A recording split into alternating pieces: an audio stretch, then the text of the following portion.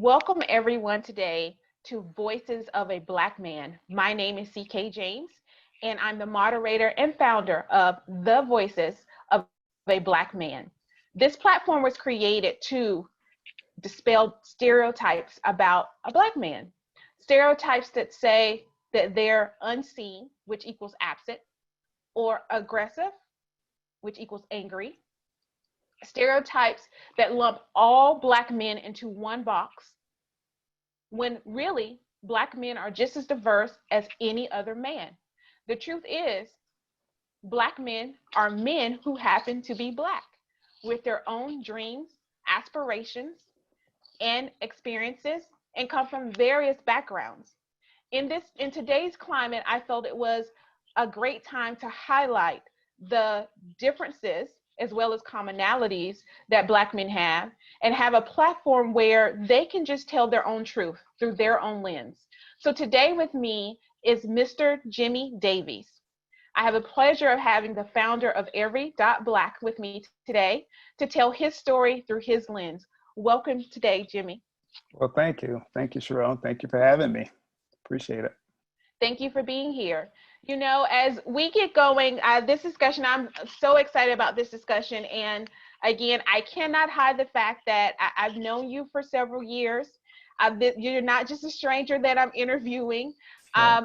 But there's layers to all of us, right? That we know certain things in the way we work together and do different things together. And I know you through Every.Black. But I myself am interested in our conversation today and can't wait to learn even more about you. Okay.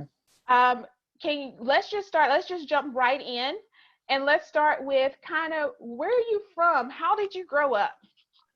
Well, born and raised in Flint, Michigan.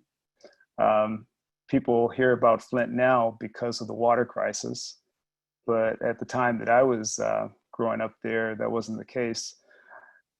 There were a lot of General Motors factories, General Motors subcontractors. Everybody was working, everybody's making money. Usually kids coming out of high school go right into the shop, making good money back at that time. But, and actually I tried to get into the shop as well, but I'm glad I didn't. Went on to college and ended up, well, long story, but ended up from Michigan to Virginia to North Carolina. So I wanted to get away from the cold. But that's a very not very descriptive there. No, but so you grew up in Flint, Michigan. Right. What age were you when did you go to college in Michigan or very close Yeah. to home? Yeah, I went to college in Michigan. Actually, with my first year of school, I was at the University of Michigan. There's a branch in Flint, so I went there. But actually, at the age of 19, I got married. We were expecting our child, and we got married. We moved to Big Rapids, Michigan, where Ferris State University is. It was actually where I got my degree. And we kind of put each other through school. Mm-hmm. So I would come out of school, work for a while. She would work for a while and then come out, and we kept doing that. So she's now a clinical psychologist in Fort Lauderdale, Florida. And my daughter, believe it or not, is now 46 years old. and I have a granddaughter as well, granddaughter and son-in-law. But did that for, it took me about 8 years actually before I got my degree, because I was in and out of school constantly. Mm-hmm. And just feel free to interrupt me at any time. I'm just kind of having to think back. At the time, I didn't know what I wanted to do in college. I really didn't know. I had no idea. And I was in the land surveying program to become a land surveyor in civil engineering. Oh. And in my third year, I decided I don't like this. And I flunked a class that's required. And it's like, I'm not into this. So I went to my counselor and I just said, look, I just got to graduate. What's the fastest way to graduate? And he says, well, you've taken a lot of math. So actually my degree is in applied mathematics. Had nothing to do with the desire. I just trying to get out of school. And that was the fastest way to graduate. And like I said, I had a young family and needed to get a job and make some money. But ironically, I took one computer class in school. At that time, it was like programming. I think it was Fortran or something with the punch cards and all of that. And my instructor, I never forget, he tried to encourage me to get into the computer program. But that was like going into my senior year. I was like, no, I don't have time. I got to get out of school right now. I don't have time to be changing curriculums again. Right. Which is ironic because I ultimately ended up working with computers. Right. So let's talk about that a little bit, because I know the tip of the iceberg on that story of working with computers. You didn't just work with computers. I mean, that's a humble way to kind of describe all that you've been involved in and all that you've done. And can you just delve into that a little bit more? And it's amazing that It's funny to me to hear that that wasn't my passion. I didn't want to hear it. I didn't want to do it. But I'm assuming that your professor saw something in you that was like, hey, this may be something you want to look into a little bit more. Yeah. And you just priorities at that time were just, I got other things I need to do. And so how did you get back to computers? Yeah, at the time, I ended up working with the Social Security Administration for about 6 years. And I wasn't looking to work for the Social Security Administration either, but I was literally walking through the admin building one day. And one of the counselors said, look, the Social Security Administration is coming to interview some students. Would you like to be one? I was like, I'm not interested in working for the Social Security Administration. But they interviewed me, liked what they heard, and called me back for a second interview. Ended up being there for 6 years after graduating. Actually, the last year they paid my tuition. They had a program called the Access Program. So I was an SSI claims representative. Hated it. I tried to, at that time, I started thinking more about computers. I tried to get transferred to the computer department at the Social Security Administration. Didn't get anywhere at all with that. At the same time, I was always trying small businesses on the side. I had a janitorial service, and I sold hot dogs and Polish sausages at the county fairs. I was just trying different business ventures along the way. Ultimately, I ended up leaving the Social Security Administration to become self-employed. I got a real estate license. Again, I'm just trying to search what is it I want to do. Yeah. And ultimately, I ended up with moving to Virginia, Newport News, Virginia. Started janitorial services. Actually, I was making money going into the third year. We were getting some contracts, getting bids, and had to hire some people.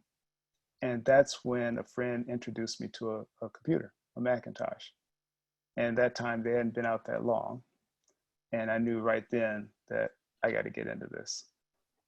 So that's kind of how it happened. Didn't know how to use a computer, didn't have one, but I started telling people I can provide computer training services. So wait a minute. Before you even go there, because you said you got introduced and then you knew right then. What was it right then that made you say, this is it?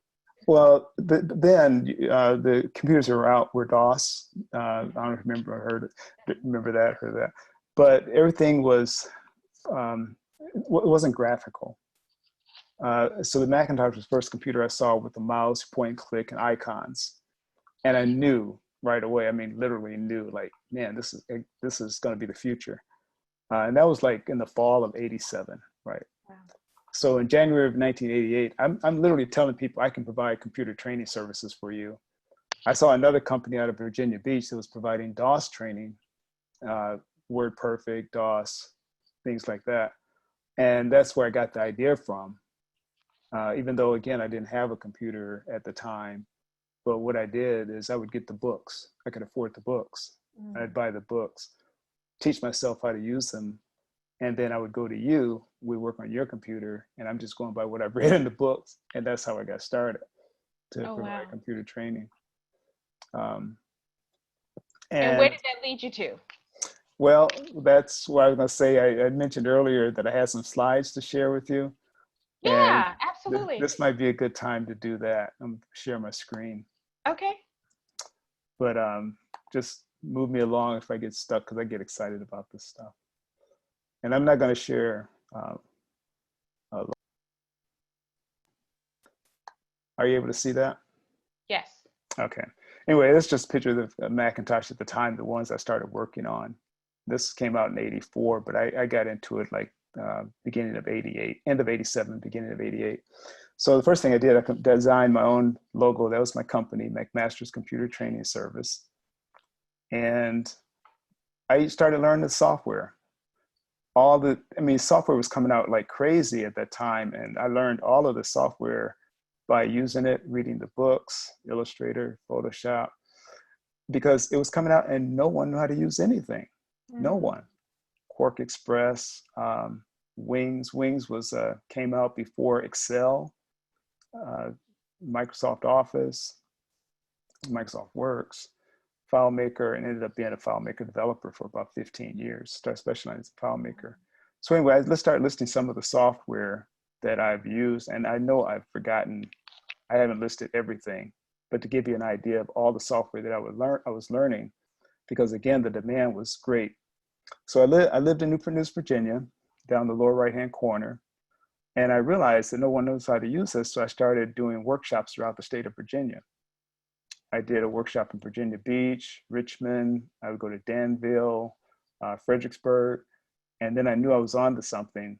So I started really going all over the state of Virginia, and going into my, I guess my second year, I started abandon the janitorial service, and I started looking at on a national level. So I looked at like North Carolina, South Carolina. I actually went to the library to see where are their computer training services or Macintosh computer training services. I stayed away from DC, pretty much stayed away from Atlanta, the big cities, but there was no one in Raleigh. There was no one in Chattanooga. There was no one in Savannah, Charleston, all these mid-sized cities. So what I did, I sold my car to raise enough money to send flyers to all these cities that I would provide Macintosh computer training service. And it worked. And so I started servicing 30 cities in 8 states on how to use computers. And I had to hire other instructors. I hired a marketing person, office manager, and we were just on the road all the time. There were times I couldn't get home because I'm on the road. And I'm going to share with us how this ties into the theme of yours. But these are some of the companies that we provided training for. It doesn't matter how big the company, they all have the same problem. The software's coming out and the employees don't know how to use computers. Being in Newport News, Virginia, it's all military around there. So I was doing all this training for all the militaries, facilities. I was at NASA for like 2 years, teaching NASA scientists and employees just how to use computers, how to use software. I spoke at the Congressional Black Caucus about, they do that annually. I spoke at the Congressional Black Caucus because they wanted to know about the information age. Black Enterprise would call me because the reporters wanted to write about it, but they didn't know what they were writing about. Mm-hmm. So it just grew and grew and grew. And to give you an idea, these are just some of the companies we provided training for, thousands of people that I provided training for day after day after day for about 15 years. And then in 94 and 96, I created a program on eWorld. eWorld was a competitor of AOL. And I proposed to Apple that we should have an area on eWorld catering to African Americans. So they said yes. They flew me to Cupertino for training, and I worked on the African American Information Network for eWorld, which is really a predecessor of Every.Black. This is not new, so we're revisiting it. Now, eWorld, we didn't focus on entrepreneurship, but we did focus on the African American culture. And we had a lot of the same things now, or then, that we're doing now, but we're taking it further. And then, but I always wondered why it didn't work. And then later I realized it didn't work because this was the growth of the internet. So I was back in 93 and 94 preaching this stuff, but nobody was on to listen to it. But now it's a different story. Now I wanted to show you that because I wanted to show you the magnitude of the training and the things that we're doing. And instead of specializing in FileMaker, I think I'm gonna stop the screen sharing there. But I just wanted to show you that. But the other thing I wanted to show you or share with you, let me get out of that. I think I stopped sharing, yeah. Is that while I was doing all this training, city after city, day after day, and I would go into a classroom, and it was very rare that anyone would assume that I'm the instructor. And, most of my students were white, and they would come in, they'd be sitting down, and a lot of times they wouldn't assume that I'm the instructor. It's like, or then if they did realize that I was an instructor, they never assumed it was my company. And so many times people would tell me, you did a great job. I would really like to let your boss know that who can I write to? Who can I call? Who can I let know? And for a while, I would say, well, it's me. But after a while, you get tired of saying day after day, it's my company. The other thing is that sometimes I would go into a classroom too, and then I would just go with it. I could tell they're not thinking that I'm an instructor. So I would just sit down like I'm a student. And then it was time to start. Or sometimes I'd start up a conversation like, you know anything about this class? Is the instructor any good? I'm talking to the students. They don't know it's me. Then I'll get up and start the class. What I would do is I would buy a ton of computers at the time. At first I couldn't afford one, but over time I had probably 20 of them. I don't know. I lost count. And I would take these computers on the road. I had a station wagon. I'd load up the station wagon. I hit the road. When I go to these cities, and I'd rent a meeting room, like at the Hilton or Sheraton or whatever the local hotel was. And that's where my classes would be held. So that people locally could come to the Hilton or to the whatever location, Comfort Inn, wherever location I could find that worked, location wise, price wise. And when I'm loading the car with computers and unloading the car with computers constantly, sometimes the police were watching me, wondering. They never stopped me, but there's several times it's obvious they're watching me. Who is this guy loading up this car with all these computers? Mm-hmm. And a few times I could tell they're on their radios. They're checking me out, even though they never actually said anything to me. I never had a problem in that regard. But it's that constant. A friend of mine says like microaggressions. The constant doubt. You're the instructor, or it's your company. Why are you loading all these computers? Or the other thing is that I got to the point where I was hiring other instructors, and they happen to be white. But at the end of our day, the hotel management would always go to my employees to settle the bill. And they would have to tell them, no,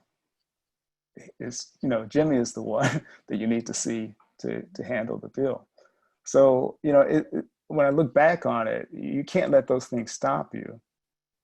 But even as a computer instructor, learning the technology, teaching people, you're still faced with, like I said, these microaggressions. And I was going to call it microaggressions because there's nothing major, nothing big, no single incident, but they wear on your psyche day after day after day. I think they do anyone. And you have to I don't know, it just wears on you after a while. Can we talk about that a little bit? Do you mind delving just a little bit into that when you talk about it's almost like a chipping away? Yeah. Is what I hear you saying, yeah. Kind of a chipping away day after day. And it doesn't matter what you have, whether it's a person or an item, if you continue to chip, there's only so much can be taken, away. Yeah. And that may be years, depending on experiences, right? Or strength, or that may be in the matter of days, depending on right. depending on how severe, things are. Right. Just being realistic in the world, there's some severe things, and then there's those small chippings or microaggressions that you call them that just kind of talk to me a little bit about how did you deal with those for yourself? And if you are still dealing with those now, how is that? Just tell us a little bit, kind of give us the insight of Jimmie on the inside of how do you kind of combat those microaggressions in your way? Subconsciously, they may affect me in ways that I don't realize. Consciously, I try not, I'm going forward with whatever my goal or my plan is. When you asked me about our childhood, growing up, our parents, I have a sister, Kim, and our parents never had much formal education. My father went to the 8th grade. My mother went to high school. But one of the things that they really stressed on us were two things. One, to get an education, because that's something no one can ever take from you. And the other is you can do anything you want to do if you're willing to work hard enough and put your mind to it. So I believed them. And I just always felt that if this was my goal, then I'm not going to stop doing what I want to do. Now, like I say, subconsciously, I don't know. That's a good question. But on the outside, I never let that slow me down or prevent me from going after that next training job or that type of thing. But that's a good question. I don't know. It's kind of hard to answer. But I don't think, at least I try, I don't give it the energy to worry about. I'm just thinking about where am I going next. Now, have you found people like you, other African American or other ethnicities that have helped you along the way, or has it been a lonely journey? No, definitely. I've definitely had some really good role models. For starting with, of course, my parents, but I have cousins, some older cousins as well. And they're older. My mom had 4 sisters. Her sisters had children in their 20s, whatever, but my mother didn't have us until much later. Like she was like 39, I believe, when I was born. So all of my first cousins were 10 to 20 years older than me, but they were great role models. A couple of them went into business as barbers. One became a professor at the University of Michigan. So there was just good role models. Another person, actually a white guy, who was actually a neighbor of ours, lived directly across the street from us. He was a school teacher. And he actually would take he would take interest in some of the local neighborhood boys who would take us swimming, camping, just things like that. Some of the guys kind of came from a broken family home, not the best home situation. Now, even though I had 2 parents always until I was an adult. We didn't have a lot of money, but still we had a structured home life. And but he took a lot of interest in us. He had the opportunity to go to Kenya, East Africa, to teach. And his second year there, he asked me if I'd like to come stay with him for a year. I don't know if I ever shared that with you, but I lived in Kenya for a year. I was like 16, 17 years old at the time. But we traveled all throughout East Africa, like Kenya, Tanzania, Uganda, went to Somalia, Ethiopia. We went to the Indian Ocean. We hit the whole area, Serengeti Plains. We climbed Mount Kenya. And I learned a lot during that year because there's no TV where we were. We were on the side of, about 200 miles north of Nairobi, on the side of Mount Kenya, at a teacher's training college. That was his job. He was teaching Africans to become teachers. He was a white guy, but I lived with him for a year. And with no TV, we get radio sometimes. We get Voice of America sometimes. We had electricity 4 hours a day. So I read a lot. It was when I really started to read a lot. And I think the other thing that helped when I got back, I took a lot of photos, a lot of pictures. When I got back, my parents, my mother especially, she had me signed up to talk to the church, tell them about my travels, and at her workplace. And so it really started to bring out started to develop my public speaking abilities, skills. Now also I need to mention that my mother and my aunt and my sister, they were able to come over and visit. They came to visit when I was there for about a month. They stayed, but I was there for the whole year. So anyway, his name was Norman Wiley. He's deceased now, but he was a great role model. One other guy I have to mention, his name was Nolan Burke, another white guy, retired naval officer. And that's when I had a janitorial service, and I just approached him. He had an office building, and I said, you need any office cleaning services? And I don't know, he for some reason he took to me right away, and he says, well, how much would it be for taking care of the office and the yard? And I forget, I gave him a price. And he goes, well, do you have an office? And I said, no. He says, well, why don't you move in down at the end of the hall? He said, I got an empty office down there. I said, sure. And he wrote me a check first day for the first month, I hadn't done a thing except walk through the door. I had an office and a check in hand. So I guess it was something that he saw that we were just getting started. He wanted to help out, and got to know him really well over a few years that I was there. He was, like I said, a retired naval officer, and all week long he wouldn't say anything. And what it was really kind of incubator, because each room was a different business, small business. And all week long you passed him in the hall, he wouldn't say a word, he wouldn't talk to you hardly. He was kind of grumpy. But then every Friday afternoon, about 2:00, he starts drinking, 3:00. And by 5:00, he's ready to talk.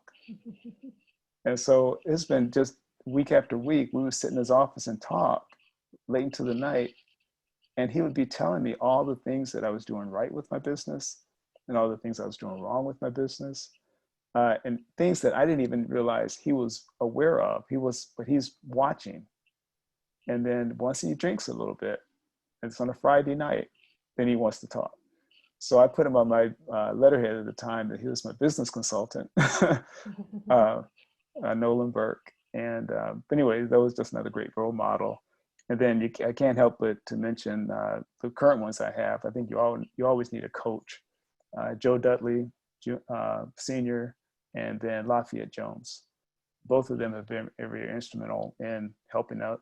They have been around since the foundation of Every Black, but they've also been very instrumental in coaching, especially with Lafayette Jones, but also just mindset, what the mindset that it takes. And I wanted to kind of share also is that those mentors kind of help you clarify. And in my case, Joe Dudley really helped me clarify, because I had all these years of computer instruction, database development, really knew the technology inside and out, but I was always helping other companies, other people, and I'm not seeing Black companies using the technology. And so that's one of the reasons I want to start a company, Every Black. Also something that was my own, instead of always helping other companies manage their data. I mean, I've done that for decades, but I never had to manage my own data. So we started Every Black. So I say that Joe Dudley really gave me the, emphasized the importance of entrepreneurship.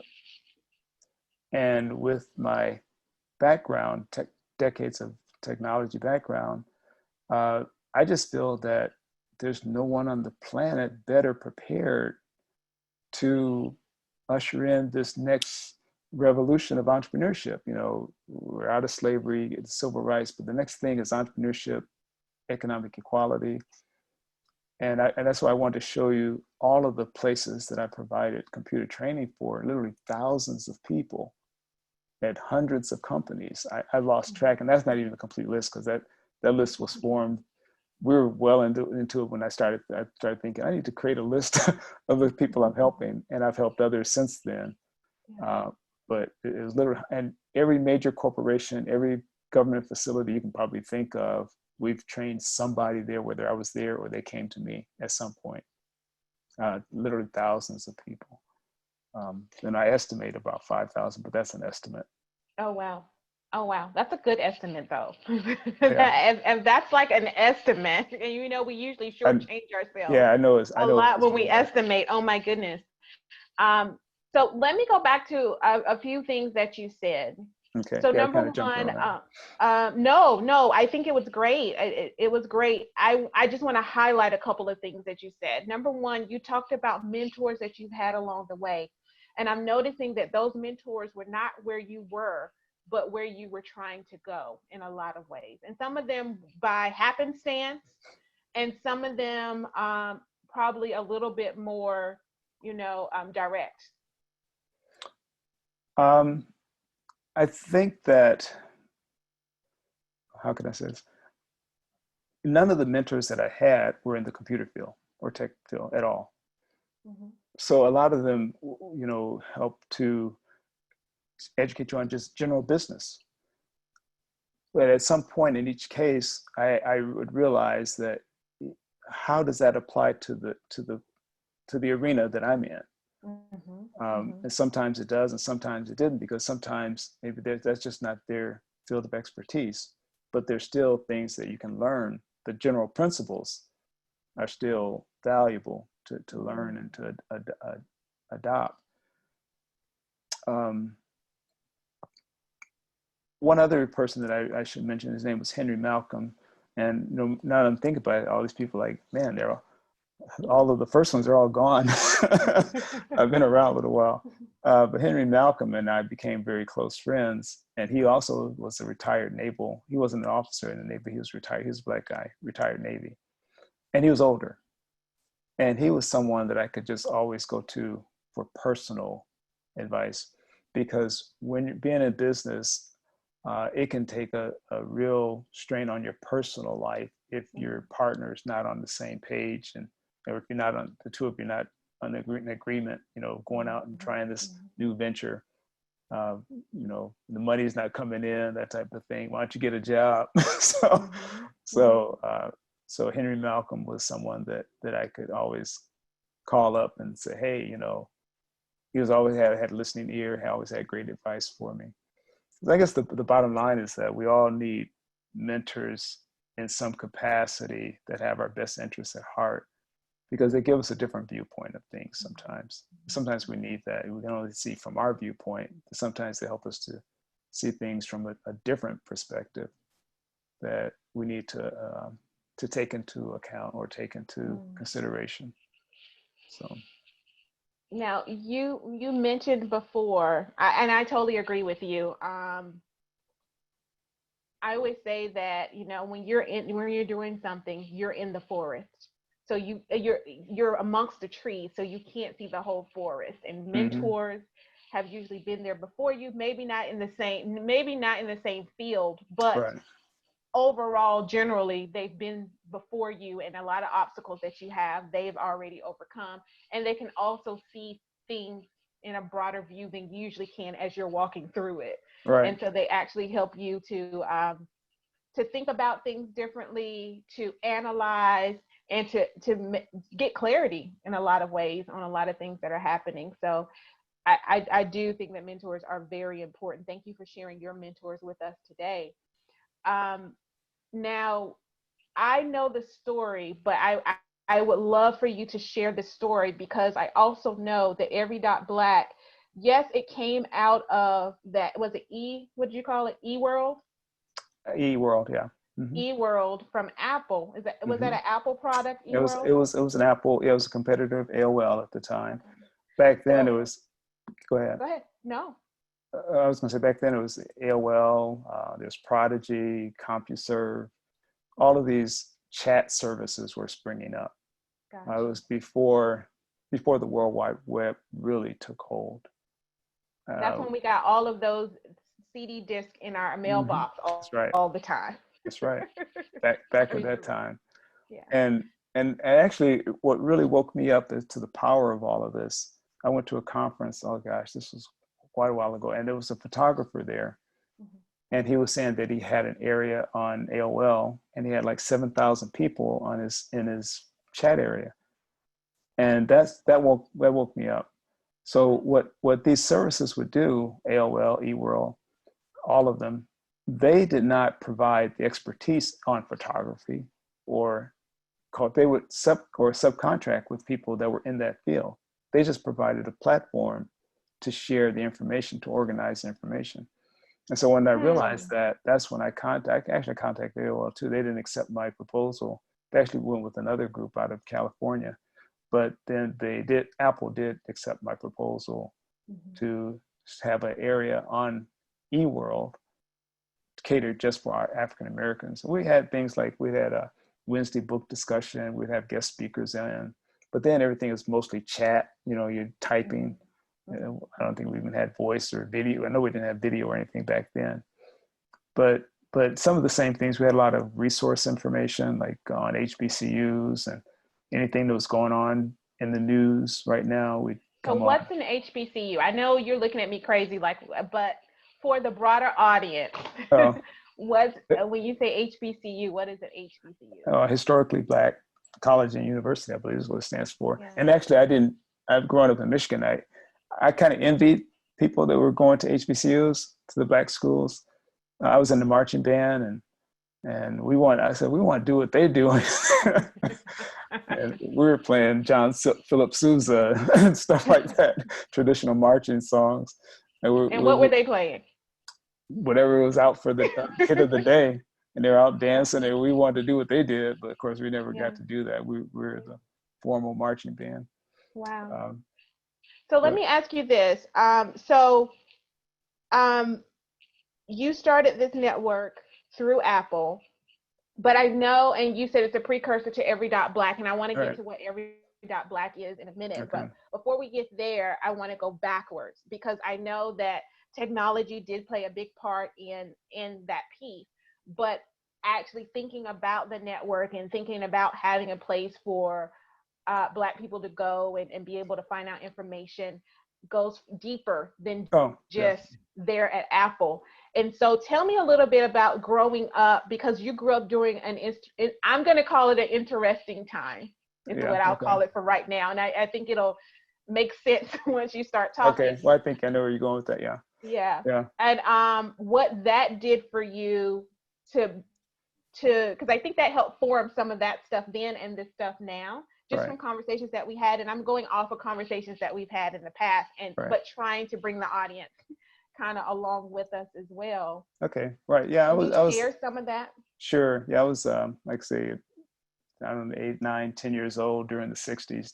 I was born in 54. So but by the time I was, becoming a teenager, it was in full bloom, the civil rights movement. And like I said, some of my cousins were older. And so some of them were active in things and in marches and stuff. And one of the things we always did every Sunday is we would have a big Sunday family dinner. We did that for years. And I really didn't appreciate the value of that, at the time, but years later, looking back on it, that was really some good times we had, because, the family would be around talking. And I was quiet. I would just be in the corner, eat my whatever, watching TV. But a lot of it was sinking in what the adults in the room were talking about and the events of the day. And personally, I was just kind of envious. Like, I want to do that too, and we could see that on TV, things that were going on. But I was just a bit young. So I said, by the time I became older, then in the early 70s, there was no one was marching. The civil rights movement was ended. And so it was a feeling that I kind of got left out. At that time, I felt that way. But I don't feel that way now. I feel like it was just preparing me for now, which I think that because I'm old enough to remember that, but young enough to be so involved in the computer industry, it puts me in a very unique position that I don't know of anyone else in that spot that grew up with the technology, but still old enough to remember the injustices. And so the other thing that hit me immediately when I saw the computer, the chat area, which is why I approached Apple, is that I realized immediately communication has changed forever. I even looked it up, and there's different steps that happen along the way in order for communication to take place. Like, you have to have, a source of the communication. You have to have a way to create, like I'm talking, you have to have a channel so to get from me to you. Then you have to be able to receive it in your ears and then process it. And if you think about it, at that time, TV was basically one source. We all watched TV, but we couldn't produce what was being produced on TV. But with technology, anyone can produce the content. It doesn't matter where you are. The other thing is that anyone can share the information immediately. Again, communication changed. They say when Lincoln was assassinated, Abraham Lincoln, it took about 6 months for the entire country to find out about it. When Kennedy was assassinated, it took about 30 minutes. When the World Trade Center happened, we watched it happen.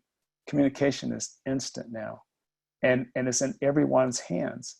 And so I realized literally decades ago that this is changing stuff. This is life-changing stuff, that we have the control of the technology to produce whatever content we want. It can't be filtered. And not only that, the receiver receives exactly what I sent. Like, if I'm talking to you, actually there's what's called noise. And you don't hear exactly what I'm saying, because if I'm a block away, you won't hear me at all. But if I'm 6 feet away, you'll hear me, but noise happens between, forget the message from me to you. Well, in the digital world, what you receive is exactly what I sent. You know, it's exactly, the digits are formulated exactly the same way as I composed them. So the quality of the content is the same. The speed, it actually travels at the speed of electricity, which means it can travel literally around the world in a matter of seconds. And then the receiver, and the other thing too is now not only can I send a voice, I can send photos, I can send images, I can send video, I can send audio, I can send any kind of content to anyone instantly. And so I knew, I was like, who figures out how to harness this? Mm-hmm. They're gonna make a difference. And I could see it in Barack Obama. Would he have been president if there had been no internet? Could he have raised hundreds of millions of dollars from people all over the world if there had been no internet? You know, and you see it I'm sorry to say, our current president has harnessed it too, but, but I think that more and more, you'll see more and more of that. The other thing I think you'll see more and more of is that people that you don't hear from now, you're going to hear more from them, like people in Africa. The percentage of people in Africa that are on the internet is not as high as the percentage of people in the United States. What happens when that 1.5 billion people have internet access that we have today? Mm-hmm. What happens when, I don't know how many billions of people there are in China, 3 billion or something like that in China. What happens when they have internet access the way we have today, the percentage of people? So you're going to see more and more and more people. In fact, there's estimated about 4.6 billion people on the internet right now. To give you a perspective, people don't realize how large the internet is. I think it's like 250,000 websites go up a day, every day. Mm-hmm. If you're going to look at the stats, you go to Internet Live Stats. I've ever showed you that website? Mm-mm. No? If you go to Internet Live Stats, it's literally mind-boggling how fast the internet is exploding. I'm gonna try to go to it and just share with you. But anyways, but the bottom line is, I just realized that this is powerful stuff that people don't, in general, don't get it. And so I think that my personal, part of your question on your sheet says, what's my legacy? I think my personal thing is harnessing the technology to share the message of entrepreneurship, to help those that in the past have been, and actually I think people of African descent worldwide. It's not a US thing. It's literally people worldwide that once they, use that technology, use that forum to change minds, to educate, there's no reason why this thing can't catch fire. And I get excited about just talking about it. I'm going to try to go to this site and share it with you. Okay. While you're going to the site, let me ask you this question. Mm-hmm. Because you've lived outside of the US, and I personally feel everyone should at least live a year outside of the US. And I grew up military family. I am an American. I love the United States. That was bred in me growing up, Okay. And because we're a military family, and that's what we fought for. We fought for the United States. But living outside the United States put a lot of things in perspective. Yeah. For me, and I believe it helped to make me well-rounded. Yeah. As a man who's lived outside in another country, what perspective have you gained that you would say, had I stayed in the United States only, I may not see things this way? I think a couple of things. One, when I did get back to the States, I appreciate the States. Despite all our problems, sure, you still appreciate this country. The other thing is that I realized is no matter where I traveled, and coming back, I lived in Kenya, but coming back, I went through Asia, India, Hong Kong, Thailand, Taiwan, Japan. I took about 6 weeks going back through that area. And every place I went, the languages maybe were different. The clothing was, the dress was different. Customers were different. But I felt that the core of the people was the same. They just want a good life, and they want a good life for their kids. It's like it doesn't matter. I really got that perspective I carried from it. Is like, it doesn't matter where you come from. Basically, generally people are good. Generally people want to do good, and generally people want something good for their family and their loved ones. And I found that no matter where I went. The other thing I think I did discover too is that we in this country take so much for granted. Sometimes where I lived in Kenya, where people had little or nothing in some cases, but they were always willing to share whatever they had. It didn't matter if they had 2 eggs, you got one, like literally, like they didn't, it just makes you think differently, appreciate this country and what you have more. I think that, and I agree with you. I think that everyone should live outside or travel outside of the country at some point, and not just hit the tourist spots. Right. Meet with the people. Mm-hmm. This is the website. Can you see it? Yes. If you look, wow. see how many internet users there are, look at the total number of websites, and look at the number of emails sent today. That's just emails today. Oh, that's crazy. I know. Google searches today, tweets that have gone out today. I mean, this is every day. How many Facebook users? Look at the number of Facebook users. There's over 2.5 billion Facebook users. Number of websites hacked today. 85,000 websites hacked just today. The number of tablets sold, computers sold, the amount of internet traffic, the amount of electricity it just takes to run the internet today. Wow. So I'm glad you went here, because this drives home when you say harnessing the power, and data allows you to harness the power because it gives you a different perspective.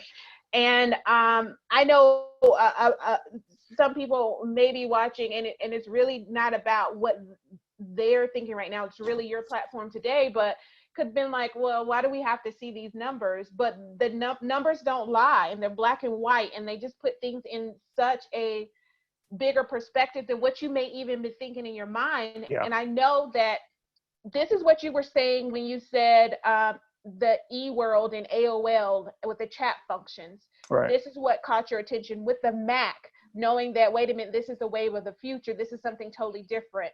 And now there's Every.Black. Right. And I know that a big part of Every.Black is entrepreneurship and technology, which you predicted years ago of it being the next wave. Can you speak a little bit about Every.Black and kind of how that came to be, and just how these numbers kind of harness? Yeah, actually, you may be talking about, I wrote an article literally 25 years ago that I wrote for several publications, but this one was for Multicultural Review. Again, everything I was writing about for the different publications was about technology, different business magazines. And I talked about the power of the internet and the things that it will allow us to do. I believe that's still the case. And I don't know how else you can reach 4.6 billion people at a moment's notice if you've got a message worth listening to. And even if you get a fraction of a fraction of a fraction of those people that are on board with a particular campaign or a particular message, then you can literally change the world from your living room, literally. I think that, and maybe people are, I shouldn't say everyone doesn't realize, a lot of people do realize, but a lot of people still don't realize how massive it is. They don't realize the power of it. With Every.Black, I realized early on too, one of the first websites I set up, this was years ago. And the first response, because I did in the middle of the night, my first response was from someone in South Africa. My very first response from the very first website I ever created was someone in South Africa. It was like 2 or 3 in the morning. So I don't know, a different time there. And that's when it hit me, like, this is global. There are no zip codes. There are no time zones. It doesn't matter. You can reach anyone instantly, and so I just think that if you got a message that's worth sharing, and I do believe that the message of economic equality, the message of entrepreneurship, personally, I believe that entrepreneurship is the way to achieve economic equality, because no one's going to ever pay you what you're worth. They're going to pay you what you're worth to them. Mm-hmm. And if you're worth, I don't know, 100 grand to them, to pay you, how much are they making from paying you 100 grand? Whatever that might be. So if you really want to, that's just my personal opinion. I know entrepreneurship is not for everybody, so I'm not trying to say everyone has to become an entrepreneur, but it's my personal belief that if you really want to control your own destiny, if you really want, and you want to live to your full potential, then you have to take control of your life. One of the things that I didn't figure all this out right away, but I knew that early on, I hated the idea of, like, you mean if I go on a vacation, I got to get the okay? I gotta be here a certain day of the week, certain time of the week. If I have this idea, and I would get ideas, we can't try the idea because the boss says no. Mm-hmm. And I'm sitting on these. I think it's a great idea. I think this will work, but somebody who was signing my paycheck said no, and so those things would drive me crazy. Which is why ultimately I had to leave the Social Security Administration. I said I just got to. I I got totally to leave. understand. Yeah, I totally So understand and agree with you. I know exactly what you're talking about. And I think that the first time that I had a job, and it's boggling my mind, Jimmie, watching these numbers just oh, do I need to? continue do I to need to just take them all roll on, day you and night? know, just with what you're saying. But I remembered telling my supervisor at a state job, well, I'm not going to have a problem with the job. The problem I'm going to have is having to ask you to go to the bathroom and to come back, or to have a Right, day off on right, my first day. But that was my first day on the job. And I was like, maybe I shouldn't be saying this, but I'm just going to let you know, how can we fix this now? Like, what? Let's come to some understanding today. right.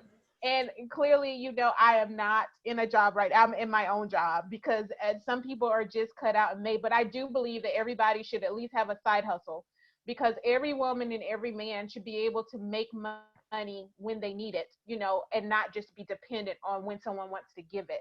So whether it's your full time or a side thing, and I don't mean side hustle in a bad way. I'm just saying, just something on the side. If it's not your main job or gig, then you need to have something to be able to kind of write your own ticket where you need to write it, Right. because life happens. And so I totally get it. Now we're looking at these numbers, Oh, and okay. I was going to stop it, but if you want to yeah, please discuss, go ahead and stop it.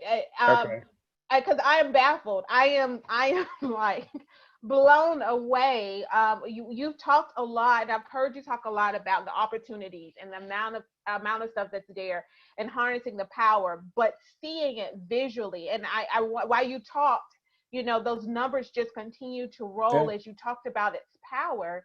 And Every Dot Black has been in existence for how long, and what's Well, going on with Every Dot Black now? yeah, actually, officially since January of 2018 is when I had a launch party. I think before then it was just trying to figure out what in the world am I doing. Actually, I had other websites, everyblackentrepreneur.com and everyblackspeaker.com, but it became clear partly from mentors and also from the response that I was getting that I needed to focus on entrepreneurship. The more I learned, the more I realized that was the way to go. So really since January 2018. And then actually last year, one of the things we realized, we have mastermind meetings every week, every Monday night. And you can visit our website, every.black, for information about all the things we do. But one of the things we wanted to do last year, I realized we've been doing these meetings now for a couple of years. Great speakers, great content, networking. I realized we need to take this on a national level. So that was my goal for 2020. That we need to go national and ultimately international. Never dreamed we'd be hit with the virus, COVID-19. So we had actually, before the end of last year, we'd already started looking at ways of streaming. We were using freeconferencecall.com. We're holding some meetings on Thursday nights. But once the COVID hit, and then we really geared up. And so now we're meeting every Monday night using Zoom, using the same platform. But And now you're talking about these meetings, but you guys are doing more than just meeting. yeah, we are. One of the things that we try to emphasize is the technology piece, because I think that's one of the things that makes Every Black unique. Our focus on technology. So during every meeting, I give what's called technology tips. I share just little tidbits of information about technology. Last night we were talking about different ways to select text. And it was funny because after I asked any questions, everybody was silent.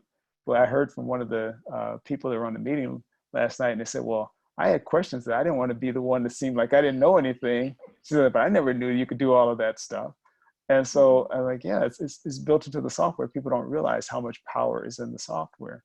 So we do that every Monday. We also, every Friday now, we're holding a technology training session for any Every Black member.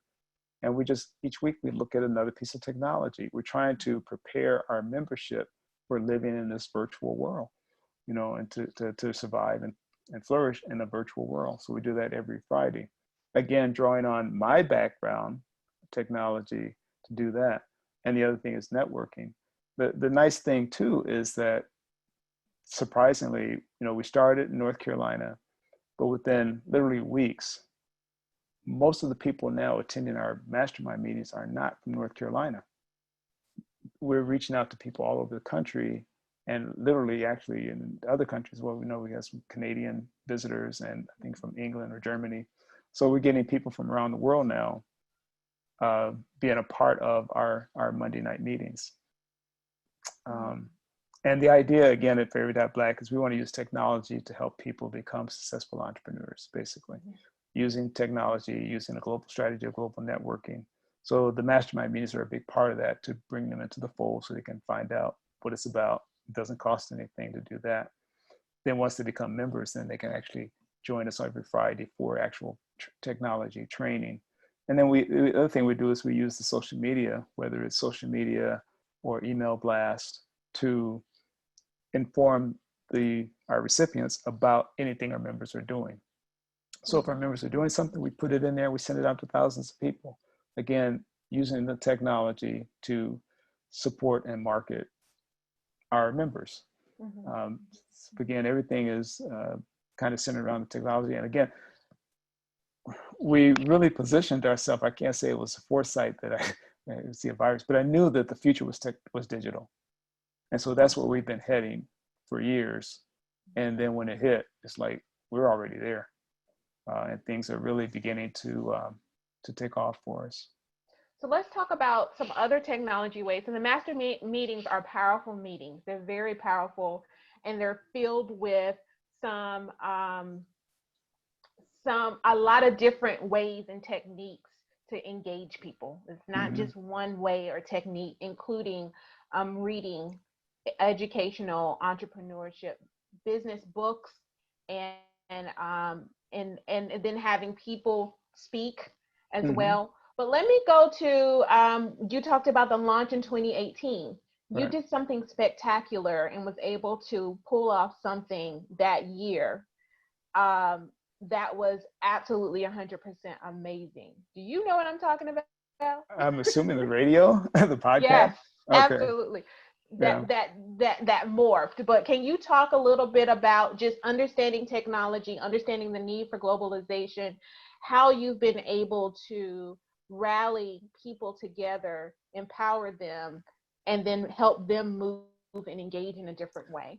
Well, after attending these meetings, the mastermind meetings at Joe Dudley's, I made a video called The Anatomy of a Black Economic Movement. I don't know if you've seen it or not, but okay, it's a video. I put it on YouTube, and it was well received. A lot of people really liked it.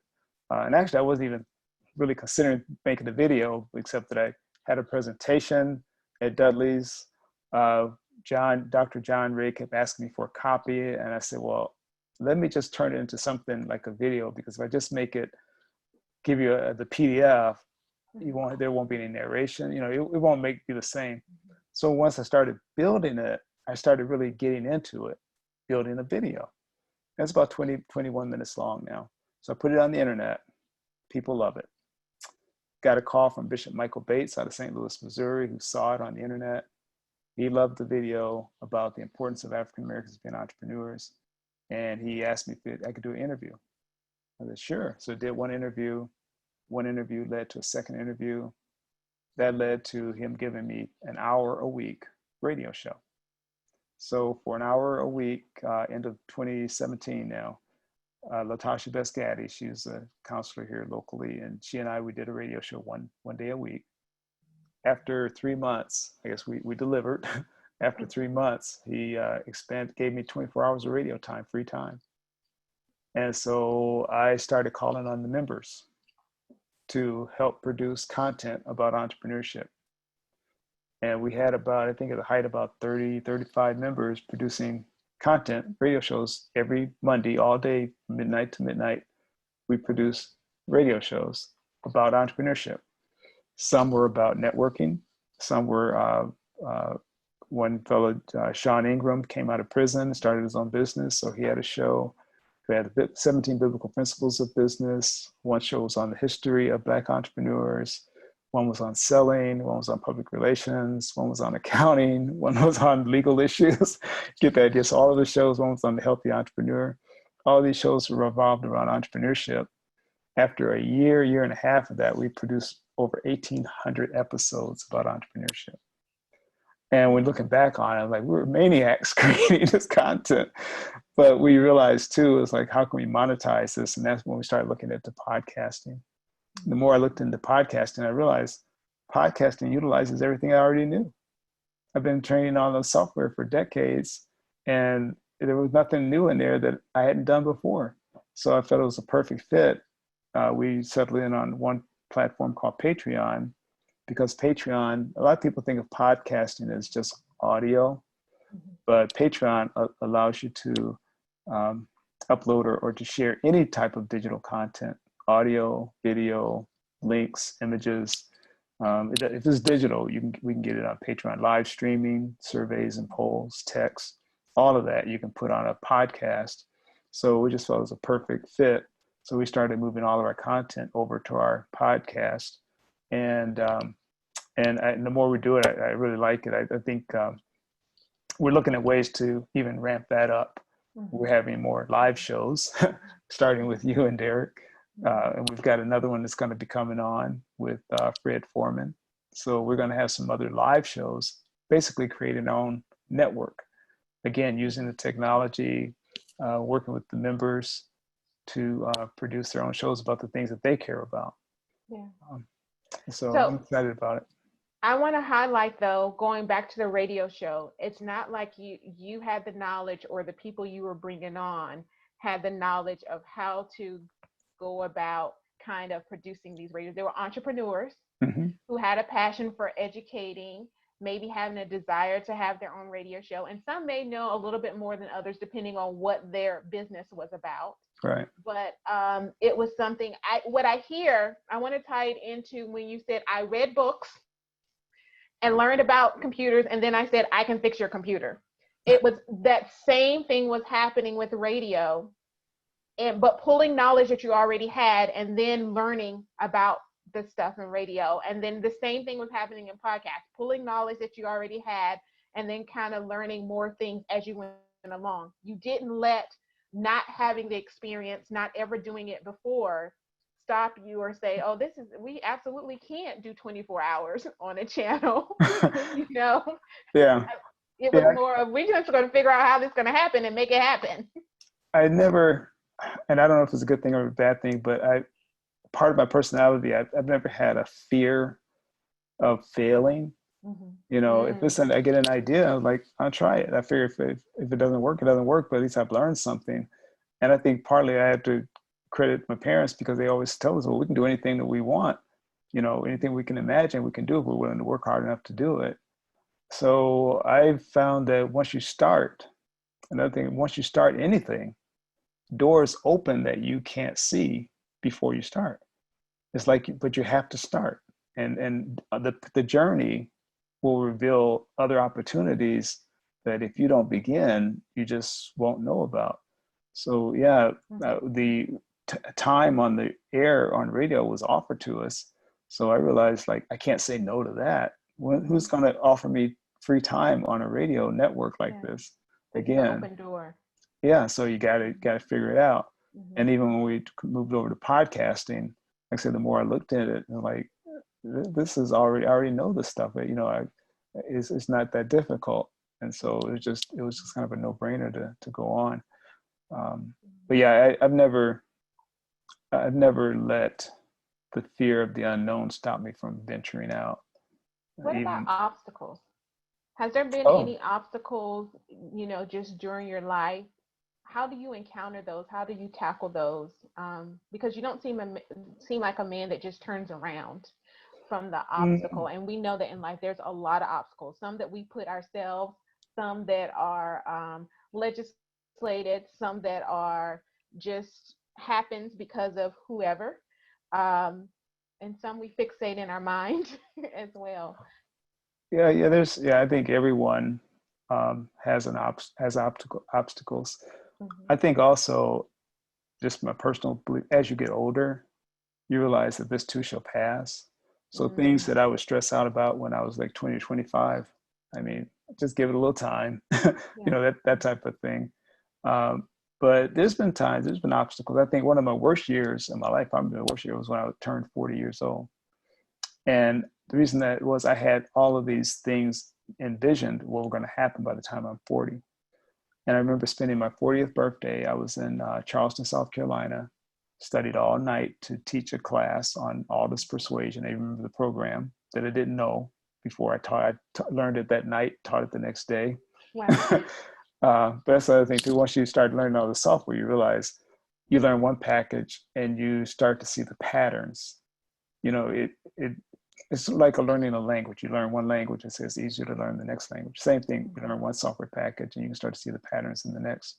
But anyway, I taught that software package all day, drove home from Charleston, South Carolina to Newport News, Virginia, and I got in at midnight. That was my 40th birthday. Mm, That's when I realized this was not the plan. There was no personal life. It was like the yeah. shambles. Like, this is not the plan. And it took me a while.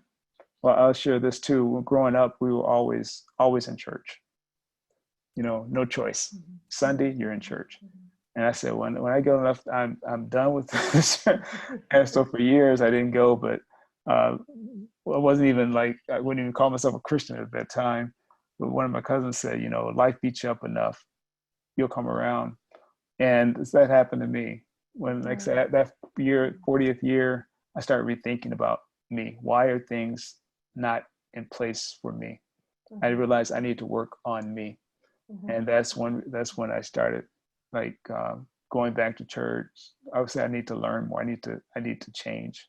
mhm, Not that I was this horrible person, but I wasn't happy with the person that I was. mhm, I felt that I was chasing the dollars and not chasing a purpose. mhm, I wasn't happy with myself, and I started work on me. mhm, Um, so, but that's so I don't look at obstacles today the way I did, like, say, 30, 40 years ago mhm, when I was much younger. Um, Now I just kind of roll with it. I don't know. I don't get super high. I try not, but I certainly don't get super low either. sure, Uh, sure. where at one time, Yeah, if things didn't go right, yeah, it would get to me. yeah. Um, So I'm gonna ask you some crazy questions now. okay. Um, so your favorite ice cream? Chocolate. Chocolate. Yeah, well, You chocolate said that with, like duh. yeah, no, that's easy. Chocolate, I like the chocolate with, I think, Edie's, they got chocolate with brownie bits in it. Yeah, Oh, fancy. yeah. Fancy, you like fancy chocolate ice cream. That or Heavenly Hash, either one of them. Okay. Favorite movie? Uh, I think it was Rudy. I would say that's my favorite movie. And I don't know if you've Okay. heard of Rudy or not, Mhm. but Rudy is this young guy growing up in Pennsylvania. He wasn't very athletic, wasn't very big. He had a dream. He just wanted to play football for the University of Notre Dame. And no, everyone told him that he could not play football for the University of Notre Dame. So he finally made the practice squad. And he was on the practice squad for several years. And because of his dedication and determination, they finally gave him a chance to play 1 or 2 plays in one game in the senior year. And the crowd went wild. It was based on a true story. So I'd say that was probably my favorite movie. So what makes it, what connects with you? What is it about that movie? Because despite the odds, you know, he has this vision. It doesn't matter what anyone else thinks or says. It doesn't matter what his family thought or said. You know, it just doesn't matter. That's his vision, and he was determined to make it happen. So I think also being in the computer field during the 90s, I mean, I had my cousin, he meant well. Why are you dealing with that Apple thing? IBM is the company to be with. Well, IBM was the company 30, 40, 50 years ago, but I could see that Apple was the company of the future, you know, the graphical interface and all of that. But yeah, you hear people often that have not done what you're trying to do. They want to tell you can't do it because they can't do it, not because you can't. So you have to like turn those things off and believe in yourself. You don't have to be bragging about it, but you got to believe in yourself. If you believe and work toward it, you can achieve it. It doesn't matter what it is. Wow. That's my belief. That's what I found to be true. That's, I guess, instilled from our parents. Yeah. Wow. That's deep rooted. Favorite food? Fish. I love fish. I do. I try not to eat so much fried fish anymore, but I like it. I eat a lot of tuna. And they tease me because I can eat tuna almost every day. But I love fish. I love whiting and trout and tuna. And I don't like cats. Well, it depends on how to fix cat. Sometimes cats taste a little oily, but if it's fixed right, I like catfish, flounder. Yeah, just fish. I can eat fish almost every day. That's something else. Like, once I like something, I like it. That's maybe the questions are easy because it's like I'm pretty consistent. Yeah. That way. Yeah. Favorite color? Blue.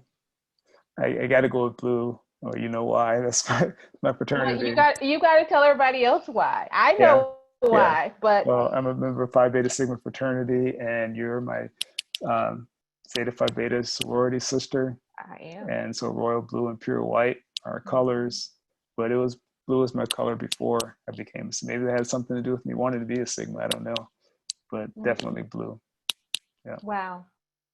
So this question came up for me as I've been talking about this project and series. This question was posed to me, and I'd like to pose it to you as we're kind of getting to our wrap up.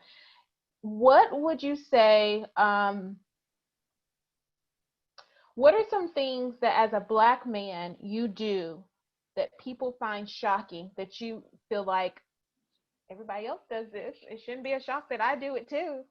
I think when I go back to the technology piece, it was easy for me.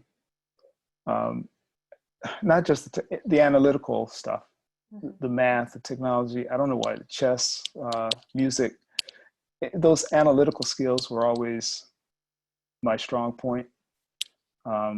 And so sometimes I didn't realize things that seem obvious on the computer tech world baffles people sometimes. And so I began to realize that over time, it's not that difficult. I think a big part of it is that people are intimidated by the technology. It's not a matter of intelligence. I've worked with some very smart people that had the trouble just doing some basic cut, copy, and paste on the computer because they can't have the concepts. So that definitely was an area that I learned early on that was a strength that I had. Again, I started a computer company without a computer, but it never slowed me down. I just didn't have one. Once I got one, it didn't take me any time at all to learn how to use it. And I literally would work day and night on it. I remember, I don't know if I still have them, but I remember we used to have mouse pads with the mouse and everything. I literally wore the hole in several mouse pads. Really? It's like, and I saved one because I used it so much. The center of it, like it was a hole. There was a hole in there, like you run a hole, wear a hole in the bottom of your shoe. From the friction. Yeah, from of a mouse just on the using mouse the pad. yeah, Yeah. wow. And I literally was going through mouse pads. I had several of those that I just literally wore through the layer of the mouse pad. Wow. Just put in the time. I got it and I loved it. And it Mhm. became obvious how this stuff works to me. But then I realized that's not the case for everyone. So it sounds like to me that you found your gifting, your purpose, your passion at a very early age and was able to stay on that path.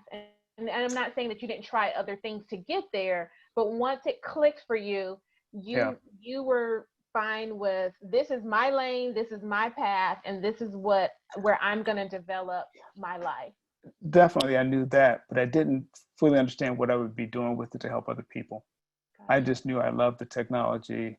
So I was teaching people, but that wasn't, um, where Every Dot Black is my passion to help other people use technology, use it to help better them.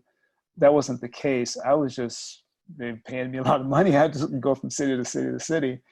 And sometimes I wonder what I do with all that money, but they were just, things were going well, but it wasn't my passion. The, the purpose wasn't to help others at that time, Mm-hmm. not truly to help others. I mean, I always wanted someone to get it, but that wasn't the main focus of the business. It wasn't to help other people get it. The main focus of the business was train people and make some money. But now Got you. the focus of Every Dot Black is how can I create something that's going to really make a difference for other people? That's what drives me now. So what's next for Jimmie Davies? Every Dot Black's going to get huge. I really look at it, and I'll just go ahead and share it. When we look at a leader during the Civil War, we look at Frederick Douglass or civil rights, we look at Martin Luther King. And I think when it's all said and done, it's my goal when they look at the turning point to using technology to become entrepreneurs, they say, well, Jimmie Davies, I want my name to be synonymous with that. When it's all said and done, it's like, yeah, that was the turning point where massive people, the masses just really embraced this stuff and not shied away from it, really turned the corner. That would please me. However, if I even help one person, then I'm good. But ultimately, dream come true, yeah. I want the global stage because I feel like I've been given this gift, and I think it would be almost criminal or sinful if I don't use it. I don't know why. I don't know why, but I've been given it. I recognize it, and I got to use it. Otherwise, yeah. When I was younger, I loved sports, loved to play basketball, football, but I never even went out for the team. And I realized later on, like, I didn't even try. My buddies were playing, so I knew I was good enough to at least make the team. But then I said, I'm not doing that anymore. If there's something that I want to try, pursue, I don't want to have regrets. And so I feel like if I not to use my talents for as long as I can to help others, that would be a regret if I just sat on it. Wow. So.